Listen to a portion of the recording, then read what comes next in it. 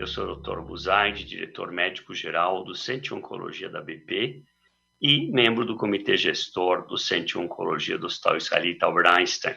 Está comigo o Dr. Rafael Schmerling, membro da Oncologia da BP e um dos maiores especialistas de melanoma e sarcoma do Brasil. Rafael, seja bem-vindo ao Highlight da BP. Muito obrigado, Buzaide. Vamos falar de melanoma e sarcoma. Vamos começar por melanoma e eu dividi por áreas. Primeiro, adjuvância, o que veio de novo na ASCO 2020.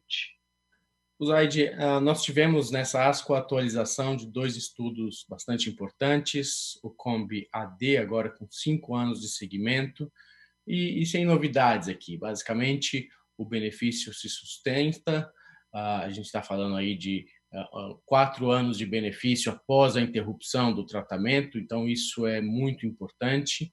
A gente vê que isso aconteceu, apesar da oportunidade dos pacientes terem de outros tratamentos. Isso é bastante reconfortante do ponto de vista das nossas decisões. A outra atualização que nós tivemos foi do estudo KEYNOTE-54 de pembrolizumab versus observação. Esse estudo agora já está com 3 anos de seguimento, mas nós ainda não temos dados de sobrevida ainda, e isso foi desapontador, porque esse estudo tem um desenho bastante interessante em que haverá um crossover para aqueles pacientes que tiveram progressão imediata no braço do placebo ou após 6 meses no braço de pembro. E isso vai responder uma pergunta importante no futuro, se é de fato essencial tratar na adjuvância ou se isso pode ser usado como um resgate. Infelizmente, ainda não temos essa resposta. Muito bom. Vamos para neoadjuvância. 2 estudos, um bem original, o estudo Prado, e depois uma atualização com 2 anos do Opacin-Nel. O que é que você tirou desses estudos? Bom, Buzaide, começando pelo Opacin, esse é o estudo mais robusto que nós tivemos com a imunoterapia em neoadjuvância. Foi o estudo que definiu o melhor regime, que vai ser IP1 nível 3, isso já tinha sido feito no passado. Agora temos uma marca de 2 anos de segmento, com mais de 80% de pacientes livres de recidiva. E entre os pacientes que tiveram resposta, seja uma resposta completa ou mesmo uma resposta parcial, nós temos mais de 95% de pacientes sem progressão. É um número incrível para um cenário melanoma avançado. Lógico que a questão que a gente tem a seguir é o que fazer com os pacientes que não têm resposta, né? Como se comportar e qual a necessidade de tratamento subsequente para quem teve resposta. E aí vem o estudo Prado, ele justamente tem essa proposta de tentar responder o que fazer com o paciente que teve progressão ou uma resposta insuficiente. Então, nesse estudo, o que nós tínhamos é uma divisão daqueles pacientes que tinham recebido 2 ciclos de Ipi/Nivo e que tiveram uma resposta patológica completa ou quase completa. Esses pacientes não teriam nenhum procedimento a seguir. Aqueles que tivessem uma resposta patológica parcial, tivesse mais de 10% de tumor viável na lesão, seguiriam com a dissecção linfonodal complementar. E aqueles pacientes sem resposta fariam a dissecção linfonodal complementar e manteriam a adjuvância, seja com nivo ou mudando para dabrafenib e trametinib, a depender do investigador. E nós ainda não temos o acompanhamento desse estudo, isso vai ser muito importante, mas as taxas de resposta aqui são muito significativas. Então, a taxa de resposta completa ou quase completa é de 61%. Então, nós estamos falando de quase 2/3 de pacientes que não precisariam de nenhum tratamento subsequente. Isso é muito importante para o nosso processo de decisão futuro, ao invés de ter que tratar os pacientes por 1 ano. Muito bom. O Michael Postel liderou um estudo até difícil de ser feito de Ipi/Nivo 2 ciclos. Se a pessoa não tivesse uma boa resposta, seguia para 4, se não, pararia com 2. Comente sobre esse dado e como ele influenciaria a sua prática. Bom, Zaid, a história se repete, né? Então, inicialmente nós tínhamos uma discussão se ipilimumab precisava ou não de manutenção. Depois nós tivemos a discussão de será que é importante ou não manter 2 anos de tratamento com anti-PD1. E agora vem a vez de ipinivo, será que a gente precisa de 4 ciclos ou não?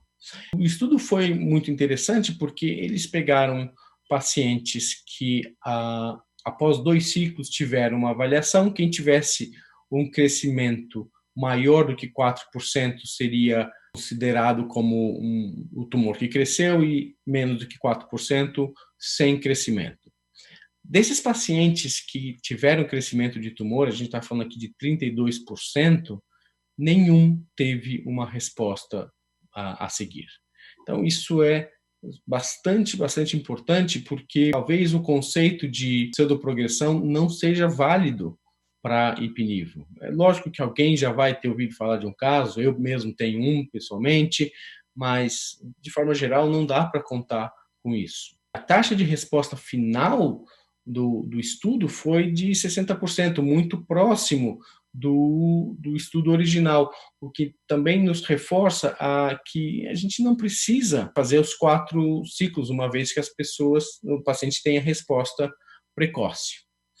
Não dá para colocar isso de imediato na prática clínica, mas ajuda na decisão daquele paciente que teve efeito adverso importante. Então, se o paciente teve uma toxicidade significativa e você está lá depois de 2 ciclos e ele teve alguma resposta, eu não insistiria. Se o paciente teve algum crescimento, eu também já é hora de trocar de tratamento. Acho que esse vai ser a maior contribuição imediata desse estudo. Um dos maiores problemas para o oncologista hoje é o paciente que iniciou com anti-PD1 isolado e progride. A gente não sabe bem o que fazer. Adiciona IP, mantém o anti-PD1, suspende o anti-PD1, usa IP isolado, vai para a quimioterapia. É uma briga. O que na ASCO esse ano nós temos que pode ajudar o oncologista no processo decisório? Bom, Zaid, nós já tínhamos alguma discussão nesse sentido, alguns estudos retrospectivos menores, bastante conflitantes. Ano passado, nós tivemos um estudo alemão retrospectivo populacional, apontando que a combinação talvez fosse o melhor caminho para os pacientes wild type. Para quem fosse mutado, a gente praticamente não tem dúvida que inibidor de BRAF e MEK deve ser a melhor alternativa. Aparecem aqui para nós 2 estudos. Um estudo de fase 2 com pembro e IP, naqueles pacientes que tiveram progressão ao anti-PD1. E o que nós temos é uma taxa de resposta imunológica, então iRECIST, de 27%. Isso é bastante importante, né?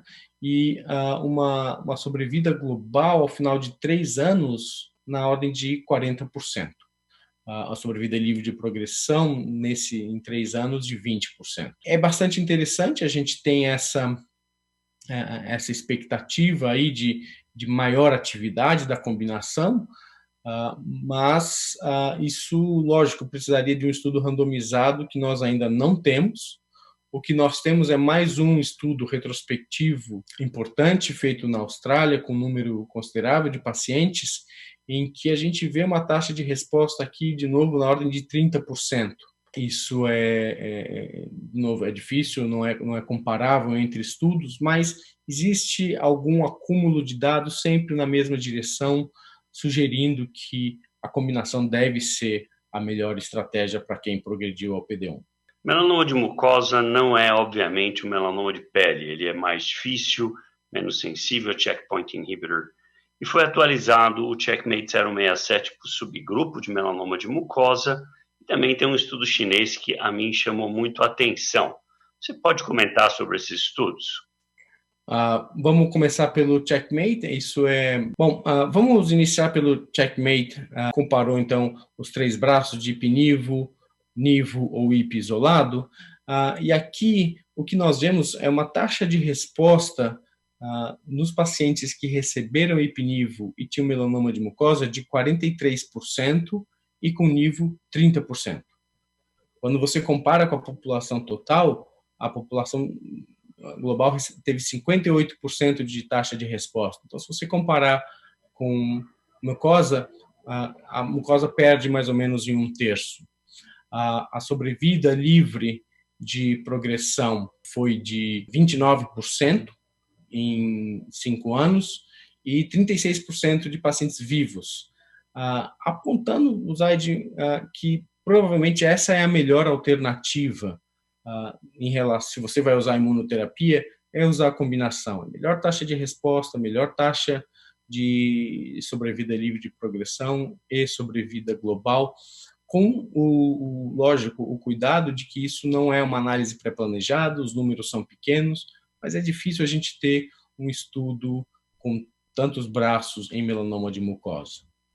Não que seja impossível fazer um estudo randomizado para melanoma de mucosa, e lógico que na China isso é muito mais fácil, porque o número de pacientes lá é muito maior, mas aqui a gente vê um estudo de um anti-PD-1 desenvolvido na China, o toripalimab, associado a axitinib. Anti-PD-1 mais inibidor de VEGF já é algo conhecido, câncer de rim bastante estabelecido. A gente tem aqui uma taxa de resposta de 48,5%, uma sobrevida livre de progressão mediana de 7,5 meses e uma sobrevida global de 20 meses. Algo que é importante, a gente vai ver esse desenvolvimento. Existe um outro estudo com pembrolizumab e lenvatinib em andamento, e essa é uma estratégia que provavelmente vai ser muito importante aí para melanoma de mucosa. Rafael, por fim, agora vamos falar um pouquinho de sarcoma. Alguma coisa nova que nós devíamos ter prestado atenção nessa ASCO? O Zaid ainda desapontador, nós temos poucas coisas, não entender nada que vá mudar a prática. Existe sempre uma curiosidade em relação à imunoterapia, nós não sabemos aí qual paciente deve usar, se deve usar. Um estudo com 25 pacientes que separou lipos dediferenciado e sarcomas pleomórficos, avaliou a taxa de resposta. Então, nos pacientes que tinham sarcomas pleomórficos, houve 95% de taxa de resposta patológica, mas isso não foi resposta parcial, né? E nós não temos nem, claro, a magnitude dessa resposta. O que o estudo ainda descreve é que aqueles pacientes que tiveram mais de 85% de necrose, um paciente só teve resposta parcial, né? 1 de 8. E a taxa de resposta patológica nos lipos dediferenciados foi de 23%. É muito difícil interpretar esse dado, porque os sarcomas têm um contingente importante de seu crescimento, inclusive. Então, é difícil interpretar, não é hora ainda da gente começar a usar a imunoterapia. Uma outra coisa que eu pessoalmente acho bastante importante, houve a apresentação de um estudo japonês de adjuvância que comparou IFO e DOXO versus gemcitabina e docetaxel. O estudo foi interrompido pela má performance do braço da gemcitabina e docetaxel.